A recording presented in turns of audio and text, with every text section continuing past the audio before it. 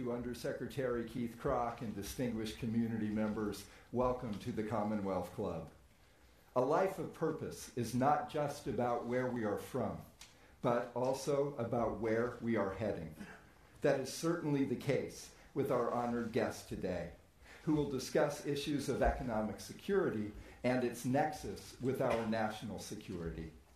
From his Italian immigrant grandparents to the Golden State of California, from the city of Orange to the halls of Los Amigos High School, from graduating first in his class at West Point to patrolling the Iron Curtain before the fall of the Berlin Wall, from launching a venture-backed startup to serving as CEO of Thayer Aerospace, from serving his adopted community of Wichita, Kansas, to serving 4 terms in the United States Congress, from his bipartisan Senate approval to serve as director of the Central Intelligence Agency, from his nomination to serve our nation as Secretary of State, to his ongoing service since April of 2018, from his commitment to his family as the husband of Susan and the father of Nicholas, from traveling to join us today from our nation's capital in Washington, D.C., to Silicon Valley, the innovation capital of the world. Please join me in honoring a lifetime of service of the 70th Secretary of State of the United States of America, the Honorable Michael Richard Pompeo.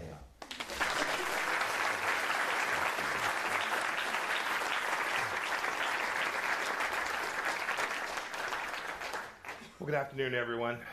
Thank you, Carl, for that kind introduction. And thanks to Dr. Duffy and for allowing me to be here at the Commonwealth Club today and hosting me.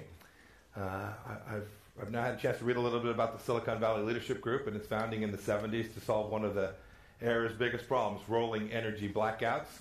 Sounds like you're right back at it again. I think I can do that joke. I'm from California. I think it's okay. More seriously, it's really an honor for me to be here. The work that's been done here in the Valley is unfathomable. The works of genius, the contribution to the world has brought prosperity to millions of people in California and across the world. Alongside American ideals of freedom and democracy, it has improved humanity. And what you've done, I can say this as having been in the private sector myself, is truly an act of service of the first order, an act of service in its own kind. And I know today, too, that I speak to a special group in particular as your founder, David Packard, exemplified what's truly special about our great nation. He realized that the American dream was real. He lived it. He was a patriot. He knew that American economic security was a part of corporate citizenship. He'd served as the Deputy Secretary of Defense in the Nixon administration. I was just a captain in the Army. That's not bad for Mr. Packard. I'll try to match him one fine day. He said that management has a responsibility to its employees, to its customers, to the community at large. I think he was, in that vein, encouraging us all to think bigger. And I want to talk to you about one specific topic today, the challenges and opportunities that the United States has with China. We need to think bigger, perhaps, and better as well. Because I am convinced that we can cooperate with China, as this administration has shown with what I hope will be the next several hours, the signing of a Phase 1 trade deal. That's a fantastic thing, I believe, for the United States. We'd welcome more of it. But we also have to honestly confront tough questions about the national security consequences of doing business in a country controlled by the Chinese Communist Party. That especially goes for companies that develop some of our most sensitive technology, as many do here in this region. I want to make some brief remarks, and then we'll take questions that Carl presents. I'm happy to talk about almost anything with you. And you'll see that I will speak very directly. So much of America's prosperity is generated here now, and in the future. It's astonishing to think of the earth-shaking innovations like Twitter. I know I watch one Twitter account in particular each and every day. You should all know that freedom underpins every bit of this great work. The freedom to think and communicate what each of us wants, the freedom to innovate and protect your own property, your inventions, the freedom to compete. the freedom from cross-border sales taxes until just a few years ago. Even if you fail, as many of us have, our system is geared to help you to get up and get after it again. And I know so many in this room, so many entrepreneurs where failure is a badge of honor because you learned and you improved and you continued to compete. It's how we all learn to execute our ideas and get them right the second time. And this system, our idea of capitalism and free markets, has produced the greatest wealth and prosperity that the world's ever seen. And technology has played a huge role in that. And we all know it will continue to do so. It is, when I travel the world, very clear that only in America could the titans of tech have risen from the garages and dorms of Palo Alto and Mountain View and made and continue to make American freedoms possible. Yet, our companies do business in many parts of the world that don't enjoy these very freedoms. China, specifically the Chinese Communist Party, presents unique challenges, especially to your industry. You all know these problems firsthand. I'll recount them, but I mostly want to ask for your thoughts. Look, I've heard business leaders share with me, frankly, mostly in private, their concerns. Fears of getting hacked. Fears of a Chinese state-backed company undercutting your margins. Fears that a Chinese company will steal your idea, manufactured in China, and then sue you out of business for patent infringement. And the fact that I'm mostly told that in private, I think, is very telling as well. It gets to a big point. That China's rampant theft of intellectual property is real, and that it's not just a problem for the particular company affected, because that capacity to invest and create and protect those property rights underpins the entire innovation economy that we have here in the United States. As we stand here today, there are about 1,000 open intellectual property cases with the FBI, nearly all of them somehow connected to China. But it's, as you know, it's the application of that property that is just as troubling. There's a reason so many hackers and thieves like the APT-10 group are connected to the Chinese Ministry of State Security.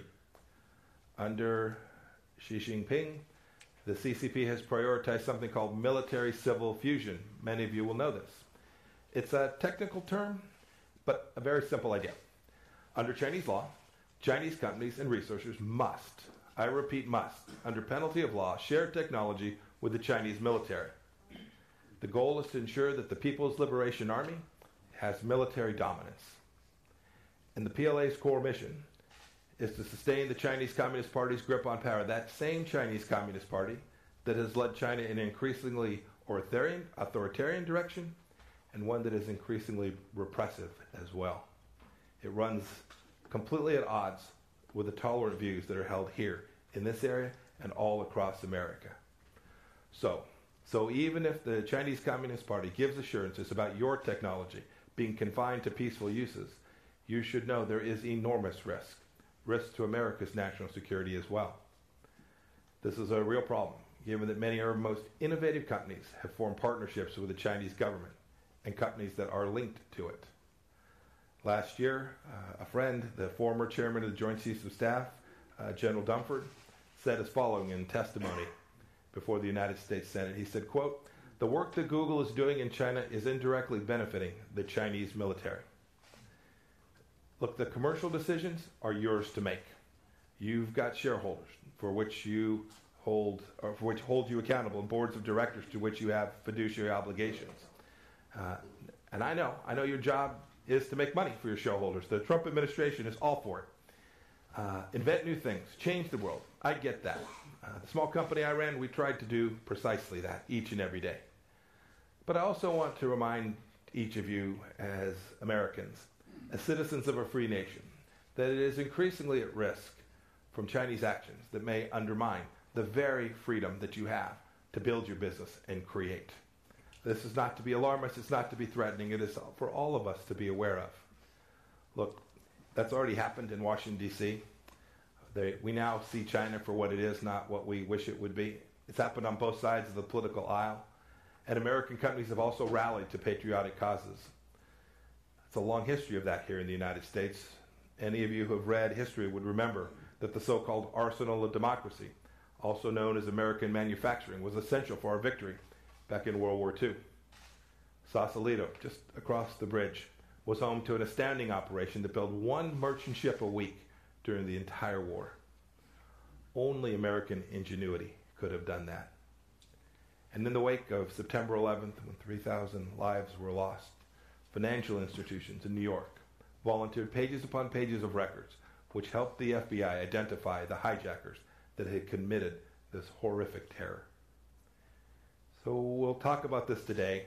How can your company extend this good legacy? How can we create unity to defend our companies and America's values? I'm convinced that we can do both.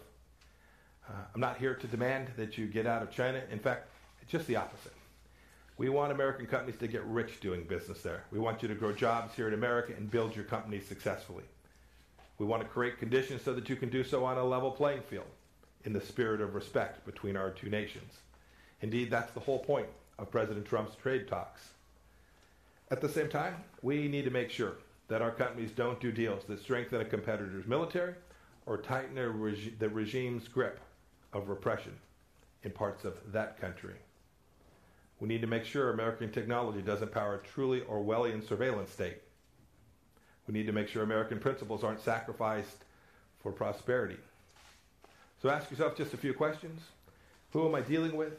What's the true risk-return calculus to doing business in China? Am I educating the senior leaders in my organization, my board, my employees, the C-suite executives, about the choices our company faces and what impact that will have not only on our company, but our community more broadly? President Trump has taken action to confront China's theft and predatory economic practices. He's demanding respect and reciprocity. It's happening this very week when we sign the first part of a trade deal. He knows that economic security is in fact at the core of my mission set, to provide national security, to protect each and every one of you. And we put export controls on parts that go to the CCP's nationwide surveillance machine.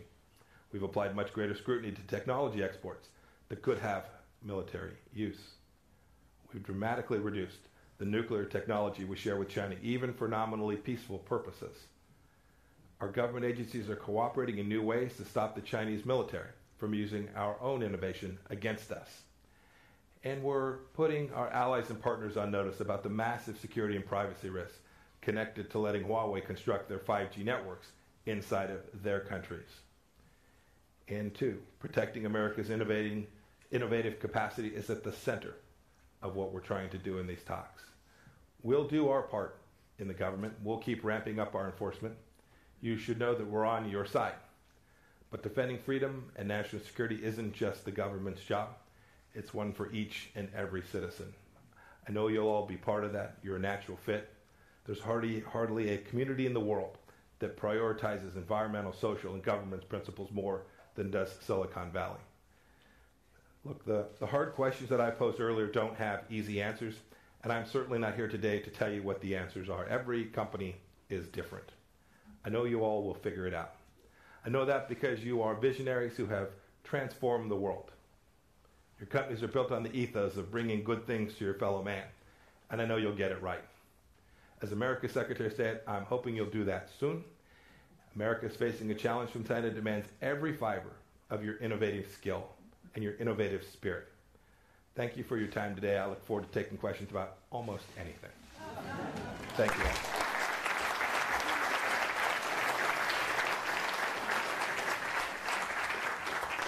Thank you, Carl. Secretary of State Pompeo, thank you for those excellent remarks, reminding all of us that we are Americans as well as entrepreneurs. It is my pleasure to ask you a few questions before we collect question cards from our Silicon Valley Leadership Group and Commonwealth Club audience. Secretary Pompeo, let me begin. You talked about U.S. and China trade relations. Many Silicon Valley employers, large and small, engage in trade with and do business in China. Are there opportunities to ensure greater fairness between U.S. employers and our Chinese counterparts? Yeah, I don't think there's any doubt about that. Look, I'm happy to take responsibility for this in two ways. One, I ran a small company. We had an office in Shanghai. And then I was a member of Congress where I probably didn't do all that I should have. I think this recognition that there is this upended trade relationship that fundamentally doesn't permit a company like the small one that I ran to invest in China in the same way that they could have invested in the United States, that the reciprocity's just simply been missing, that the imbalance, the unequal treatment didn't treat American employers, American companies, American innovation fairly, gave the Chinese too much room to run. And we hope we can fix that. Fix that not by containing China or restricting China, but rather just the opposite of that, by ensuring that we have exactly the same opportunities to sell our products, to build our businesses, to invest, to create joint ventures with Chinese companies to help China be successful. There are still several 100 million people in China that need to be lifted out of poverty. America should be a part of that, but we've got to do so in a way that fundamentally treats American businesses the same way in China that Chinese businesses are treated here in the United States. And we've made real progress in these 3 years, and we're still working on that project. Secretary Pompeo, you alluded to this in your formal remarks. Phase 1 deal, possible Phase 2. The current tariff dispute with China seems to have reached an opening for improved trade relations with the Phase 1 deal anticipated to be signed this Wednesday. How do you see the next phase of a trade deal developing, and what do you think are the key component parts of a Phase 2 deal? You know, I'm gonna take a pass on that, only in the following sense. I've seen the Phase 1 deal. It's real progress. It's good stuff. It took a lot of energy and a lot of effort. I applaud Ambassador Lighthizer and Secretary Mnuchin for their diligent effort. It also took a president who was prepared to convince the Chinese. We were prepared to take action that was going to be cost imposing on them, to convince them that this wasn't just something we should talk about for the next 50 years, but rather had to be dealt with in real time. The president was serious about that. There were those that critiqued that path forward and his use of tariffs, but I think it ultimately has gotten us to a place where we will have a better set of trade relationships come this Wednesday than we had before that, with a lot of work still in front of us. Secretary Pompeo, you mentioned 5G in your prepared remarks as well. The administration has put a great deal of emphasis on 5G technology. Why does the administration view this as critical to our technology dominance?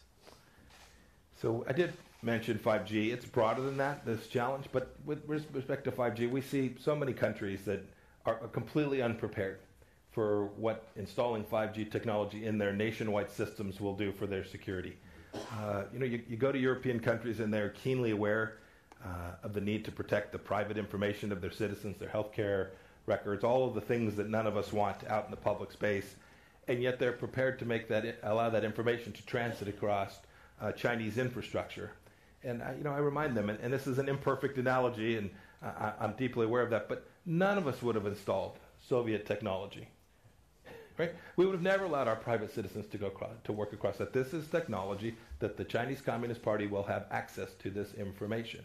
How they'll get it, when they'll get it, how much of it they'll decide to have access to, we can all debate. But make no mistake about it, they'll have the capacity to get at this deeply personal information. It makes it harder. As someone who ran the Central Intelligence Agency for 18 months, if it's not done properly, the close information sharing relationships we have with these countries are potentially at risk. We will never permit U.S. Sensitive information to transit across a network that we knowingly believe is not a trusted network. And this technology, for all of its glory, indeed some of the things that make it so special, create those very risks in space. Secretary Pompeo, let's pull back just a little bit to the overall role of the State Department. Government operations can seem like a black box to individuals who don't work in policy and even policy. To some of us who do. What would you want the average American citizen to know about the work that you do and the work of your patriots at the State Department? Oh, goodness. So, a couple things. The team of people who decide to come to the State Department either as civil servants or to work, to take the Foreign Service Officer test and try to engage the world, putting America's best forward diplomatically, are truly people who care so deeply about the same things I talked about here just a few minutes ago. We don't get it right every day by any stretch of the imagination collectively, but the effort and the risk that they take. You saw this just this past couple weeks in Baghdad, where there were many of the folks who worked directly for me who were at real risk in not only the embassy in Baghdad, but embassies throughout the region. They were prepared to leave their families, go into hardship places, take real risks for themselves, all for the purpose of working to deliver America's message, America's diplomatic message, so that we can be a force for good in the world. It's a powerful team, a big team. If we get it right, a lot fewer of our boys and girls will have to ever go into armed conflict, which creates enormous risk and has enormous cost. I take that on board every morning with my counterparts at the Secretary of Defense, knowing that if we do our job at the State Department, we can save an awful lot of American military lives. Wonderful. And Mr. Secretary, if I may just say, working with your team these past 3 weeks in preparation of today, they're an outstanding group. It's very kind. Thank you. Let's talk about cyber.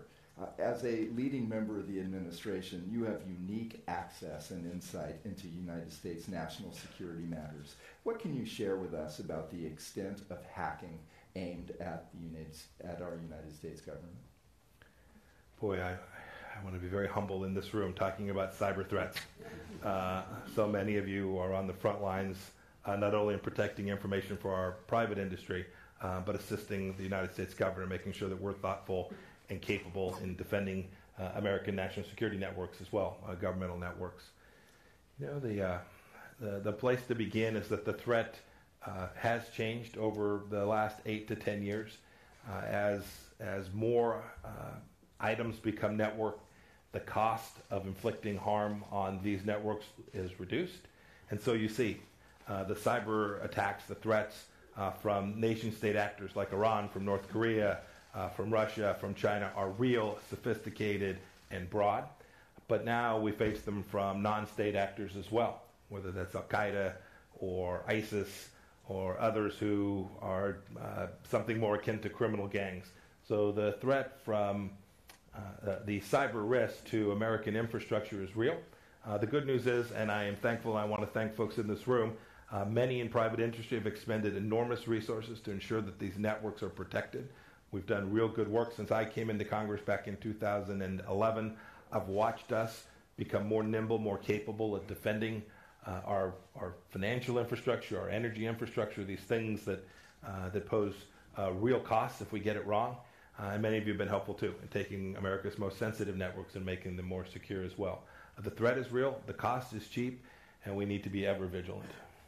Secretary Pompeo, as Secretary of State, you enjoy close relations with many foreign leaders. How do your counterparts view the challenge of supporting international trade while also protecting vital technology? So it's fascinating. Same thing happens in, I think, every institution. If I talk to my counterparts on the national security team, they're with us, and then it goes over to their Commerce Department and Treasury Department, and they've got a different outlook. A different optic. It makes perfect sense, each charged with a different mission. But what I've found, whether it's with our European counterparts or our counterparts in Southeast Asia, they take on board our technical analysis that we provide them. This for us isn't about politics. Indeed, some of the best 5G technology is it's in European countries, not here in the United States. Some of the folks that could most directly and most quickly challenge Huawei. So this isn't about selling American stuff. It's not an American commercial effort. It's a national security effort. And so they've got to make their own balances too. Some of these countries aren't countries with great wealth. And so when the Chinese show up with Huawei technology and it's cheap and it's ready and can show up, I understand the appeal. And so we have to help them understand the risks that are associated with that. And then each country gets to make its own sovereign decision. Let's talk a little bit about our ongoing relations with North Korea. Relations between the United States and North Korea saw both breakthroughs and challenges in 2019. Many believe that North Korea continues to pose a cyber risk to the United States. How do you see such relations progressing in 2020? So my son joked with me the other day that I've now spent more time with Chairman Kim than anybody, including Dennis Rodman.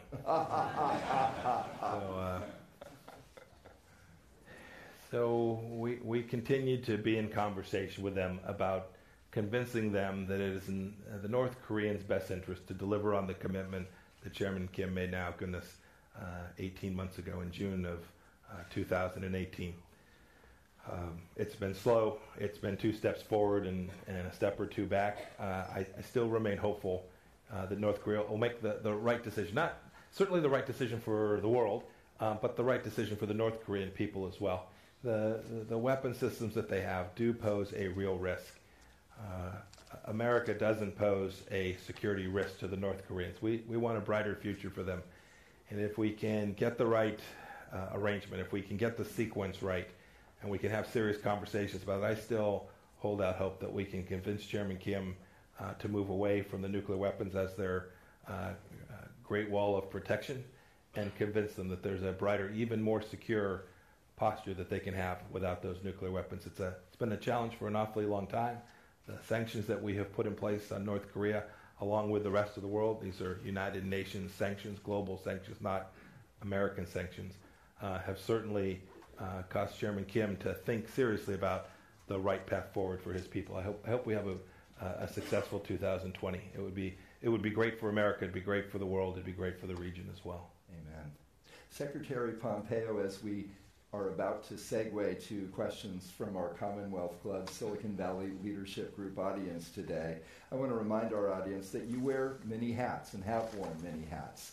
The hat as a U.S. Army captain, as a Harvard Law Review editor, as a CEO, as a member of Congress, as a CIA director, as a husband, a father, Secretary of State. There's only one more hat that I hope you will wear this weekend, and that is the hat to be a fan of our San Francisco 49ers. Very nice. That's very kind. Thank you. Now, if things go well for both of us this weekend, you don't have to wear it the next game. Yes, as a Chiefs fan, I'm sitting there, yes. not wanting to be too close to it. Right? We'll move it to my side of the table. We have wonderful questions from our Commonwealth Club Silicon Valley Leadership Group audience, and since we're both proud Italian Americans whose grandparents came here at the turn of the last century, let's start with that, immigration. Silicon Valley was built in large part through the brains and on the backs of immigrants who came to this country, risked all, worked in American companies, or started their own. What do you view as the administration's role moving forward to ensure that the U.S. remains an attractive place for attracting the top talent from around the world? Yeah. So it's a great question. We have to remain so. None of our businesses can survive without making sure we have the right human capital and access to that. We've taken a view that says we want to make sure that immigration is lawful. I remember when I was a member of Congress, I would have people call my office and say, my family member is in country X, how can they get there? And we would help them fill out the paperwork, and it'd be 6, 8, 10 years if everything went right. And we have people who are coming here illegally, and that never made any sense. We ought to have an immigration system that is fundamentally based on the rule of law. President Trump is trying to do that. One that welcomes human capital to come here and promote our businesses. And if we get it right, if we get both pieces of this right, we will still have folks like our family members who came here, who wanted to be American, who wanted to participate in this great American dream. They will be available not only to make sure that we continue to grow our innovation economy, but to build on the central understandings that our founders created about what has made this place so unique and so special and given me these incredible privileges that I've had. Wonderful. My family was from Sicily. Yours? From Pacentro, a little town in Abruzzo. Oh, how beautiful. Yeah. Yes. Wonderful. Pretty You've been back? I had a chance to go back there just a few months ago, which was a lot of fun. I hadn't been back. My father never got a chance to go back, so it was really quite special. They won't let me go. Secretary Pompeo, what thoughts do you have on helping Americans rebuild trust in each other as well as our government at all levels? It's having now been in Washington for 10 years, having sworn to my wife it would be 10 years and no more. I'm at the end of my current license. My obligation every day, and I'm sure I fall short from time to time, my obligation is to do my level best, not to be part of the bickering, not to be part of the partisanship, to always do my level best to tell the truth to the American people, what we're doing, why we're doing it, to accept when people are critical, when they say, boy, we think you've got it wrong, that doesn't truly ever bother me. If we have a good, lively discussion about policy, how we get it right, what the attendant risks are when we don't, those are valuable conversations that I try to take on board, and I tell my team at every level to take on board as well. But I watched. It is an incredibly partisan environment. There are attacks taking place that are direct results of personal animosity and not based on what indeed is best for America. I hope, as I perform my function around the world, trying to deliver American diplomacy around the world, that I'm not part of that, that I'm doing my level best every day to represent President Trump and this administration. The American people gave us a mission set, gave the president a mandate. We tried to deliver on that every day. And I hope that everyone, from wherever they come, whatever part of America they come from, whatever party that they belong to, that they'll be part of that too. Take your shots. Criticize me for the things we do or the policies we adopt. That is in the finest American tradition. But I've seen too much that wasn't about that. It was different from that. And that's not productive. And to your point, or the point of the question, I think it does reduce trust in government as the American people stare at their leaders who they've entrusted to be good stewards during their time of service. Yeah. Mr. Secretary, thank you for that thoughtful answer. I think we both agree. I'm a firm believer that we can lift ourselves up without tearing others down. And thanks for living that type of life of integrity. I'm sure someone will go find the video clip where I didn't quite live up to that during my time in Congress. I am an imperfect soul, for sure. As we all are. Secretary Pompeo, our next Commonwealth Club question. You will meet with Japan and South Korea's foreign ministers tomorrow. With regards to North Korea, what do you want to discuss with your counterparts? So the resolution of the issues in North Korea are going to take a global perspective and a regional perspective. And my Japanese counterparts and South Korean partners are central to that. In fact, in some ways, the issues impact them more. The launches that took place from North Korea, the short-range ballistic missiles that were launched over the past several months, certainly pose more of a risk to them than they do to anyone here in the West Coast or in the United States. I want to talk to them about how we're going to approach the next month, what the opportunities are for continued negotiation and conversations. I also want to make sure that we're all talking to China in the same way. The issue of North Korea is unlikely to be resolved without the Chinese government also weighing in, making very clear to the North Korean leadership that it is also the Chinese expectation that North Korea will denuclearize. If we don't have all the parties in the region, certainly the border countries, the primary border countries of North Korea, it's unlikely this will happen as a result only of efforts of the United States. So we want to check in with them. We also have a lot of other conversations, a lot of trade issues. There are issues between those two countries that I want to hear about and try and make sure that both South Korea and Japan are figuring their way through their relationship together as well. Secretary Pompeo, our next Commonwealth Club Silicon Valley Leadership Group question reads, is there a plan to harden security for our infrastructure, such as water, electrical, telecommunications? And if so, will there be funding associated with this effort? Second one's no, absolutely not. You're on your own. No, the truth is I've watched this. I served on the Energy and Commerce Committee when I was a member of Congress. I watched the good work that was being done in each of those spaces.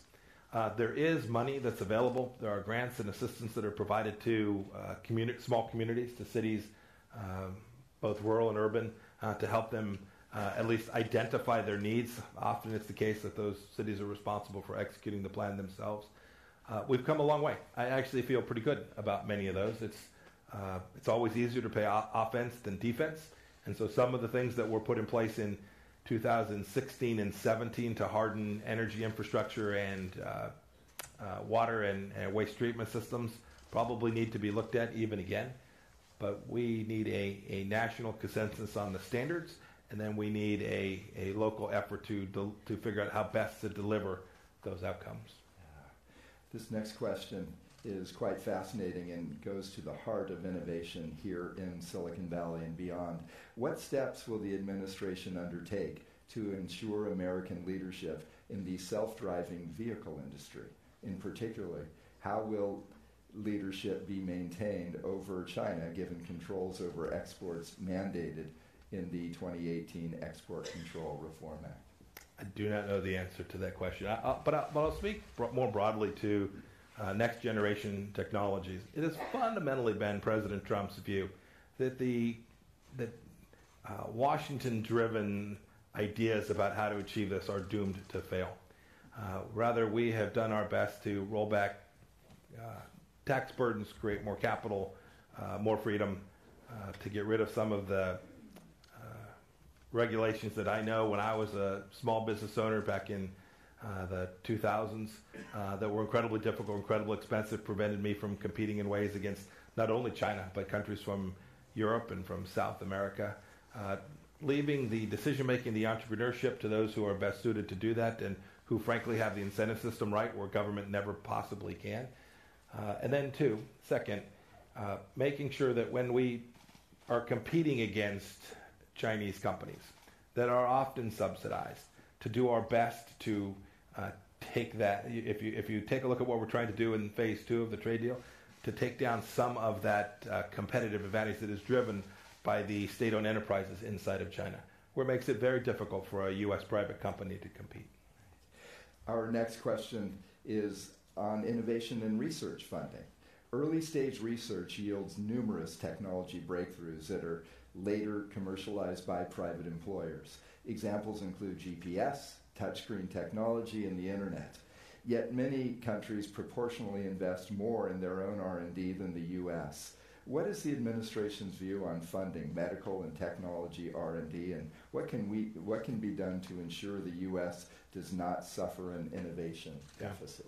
So there is a role in basic technology and basic research that is best performed with government dollars. There are multiple ways one can approach that.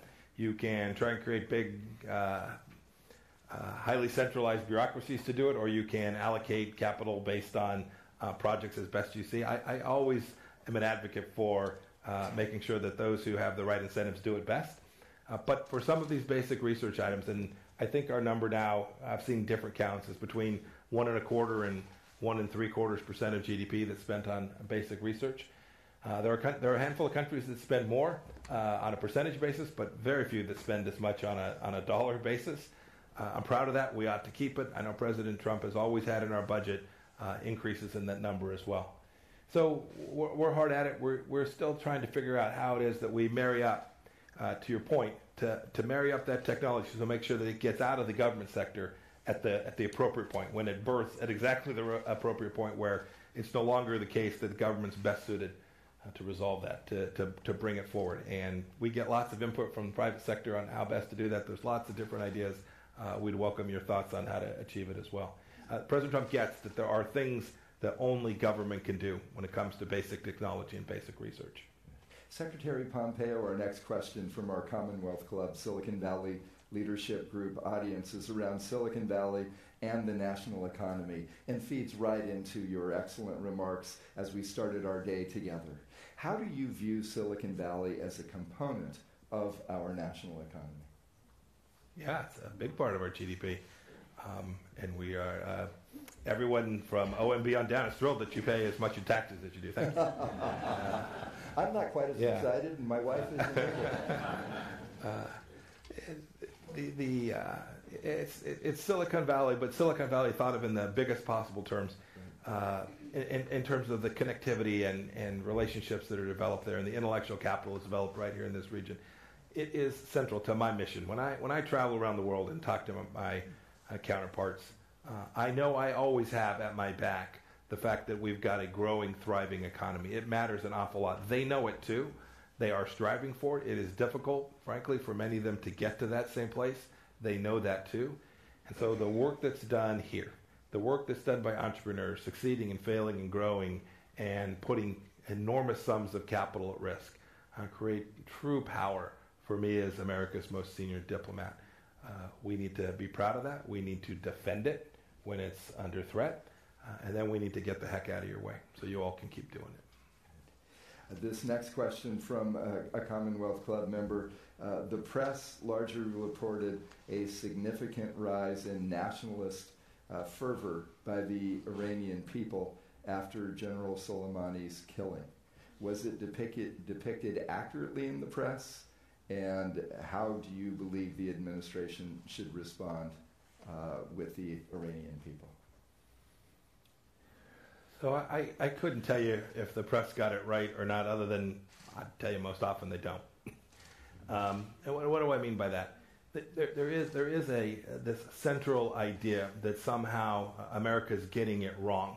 And if you've watched all the protests over these last few weeks, my view is this was entirely predictable. It was entirely predictable because it is at the core of the Trump administration's belief that people all across the world yearn for freedom. And so when you see people marching at Qasem Soleimani's funeral, it is unlikely to be the case that a gentleman who had killed so many of their brothers and sisters would be someone that they would admire and love. And so you have to reconcile. Well, why are they there? The answer is you're sitting in an authoritarian space, and the resources of the state are dedicated to putting people in the streets. In the moments that followed, in the days that have followed, you've watched the Iranian people take to the streets with a very different message. And they have done so at enormous personal risk. And some of them, if history is any indicator, will be imprisoned in Evin prison in Iran. But nonetheless, that desire for freedom, that seeking of knowing that the regime is fundamentally treating the Iranian people unfairly. I think most Iranian people know that. I think you'll see the same thing in the days ahead inside of Iraq. The media narrative was, boy, the Americans took an action and this will drive the Iraqi people to be anti-American. I fundamentally think the media's got that wrong. I think they have misunderstood people all across the world, whether they are Iraqi or Iranian or people in other places all across the globe. I think they understand when their government is treating them improperly, treating them unfairly. They can't always find a path forward, but over time, and frankly with the encouragement of European countries and Asian countries, and as you've seen the president tweeting these past couple days with the support of the United States of America saying that we will be with you, we'll do the things that will help you, we can create better outcomes for those people as well. It's central to what we do. It's not about nation building. It's about reminding the world about the greatness of our founders, of our Constitution, and what it means for every human being to have dignity just by the nature of their humanness. And if we do that, if we're candid and we speak about that openly, wherever we find it, we'll create more people who have these same opportunities that we have. Our next Commonwealth Club question is about Russian interference. I'm against it. In our U.S. democratic process. What will the administration continue to do to address such concern and minimize the risk of future interference? Yeah. So we've done a great deal. The Russians sought to have an impact on the election in 2016. We worked hard on this during our time in service. That was obviously during the previous administration. We were pretty successful in 2018. People forget that we've had one election, national election, subsequent to that already. We now have one that's some 10 months off. You should know, and the American people should know, that President Trump has directed every agency with some connection to that to do all necessary to protect the integrity and the fairness of our elections. And then I'd add, and this is important, it gets to the question about cyber you asked earlier. There's been an awful lot of focus on Russian interference in our election.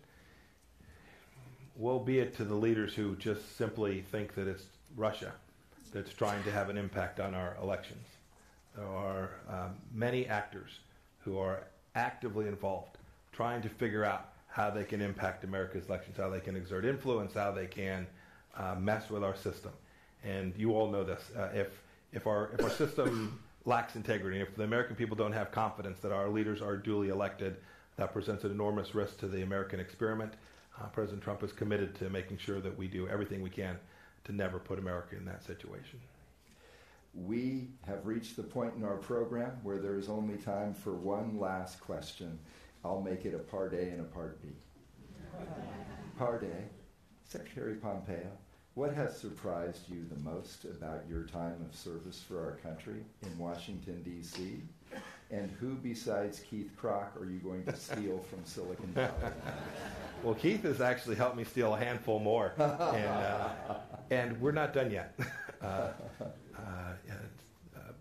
There's so much talent here, and I want to thank all the folks who gave up productive, profitable, important careers to come be part of what we're doing at the State Department, where you can also be productive and do good work and do important things. I urge everyone who gets the chance for a time in service to take part of their life to go do that, wherever that may be. It can be in your church, it can be inside the United States government. There are lots of opportunities, but the chance to serve for me has proven something that's been incredibly rewarding, and I hope every day I make America just a little bit better off. As for your first question, what's been most surprising? Two things. One not good, and the other I think will give us all comfort. The one that's not good is, I must say, as I travel the world, the absolute level of corruption around the world in so many countries. We take for granted that in America it's just not like that. You do a deal, we have a court system, we have the rule of law, it works. In so many places that simply doesn't exist. You have corruption at levels that are difficult to even see one's way through. It's why some of these countries very difficult for you all to invest in them, because there's no way that you can ensure that you will have the opportunity to invest in a clean fashion in a way that's consistent with both U.S. law and good governance side of your companies. We spend a lot of time at the State Department trying to figure out how to take that level of corruption down, to reduce it. We have leaders all the time say, Mike, we want more American investment in our country. And the first thing I say to them each time is, how's your court system? How's your enforcement system for property rights? Do your universities begin to match the test? Can you create the human conditions for the growth of human capital? And if you have corruption, that almost never exists. And so I've been surprised at that. I perhaps should have known it, but I've seen it so clearly in my time, both as CI director and now as the Secretary of State. The other thing that I shouldn't have been surprised, but I've been surprised by in my 3 years, is the enormous decency that I find throughout America. There are a lot of people who don't think Mike Pompeo is very whippy from a policy perspective. But as Susan and I go around, and so many people come up to us and just say, hey, thanks for your service. I don't think I'll lick for the way you're thinking about the world, but I appreciate what you're doing, trying to make a better place, and appreciate that. We've seen that as we've traveled around the world. Americans will come up to us, and it always reminds me, and it heartens me, because it gives me the courage to try my best every day to deliver, and to know that there's a group of people out there who are going to be supportive of the things we do, not on a partisan basis, but as a nation. Secretary of State Mike Pompeo, thank you for your servant leadership. Thank you for your service to our country. We also want to thank our audiences here and on radio, television, and the internet. I'm Carl Guardino, CEO of the Silicon Valley Leadership Group, and now this joint program of the Commonwealth Club and the Silicon Valley Leadership Group is adjourned. Thank you, Carl. Thank you. Thank you. Take my Niners shot.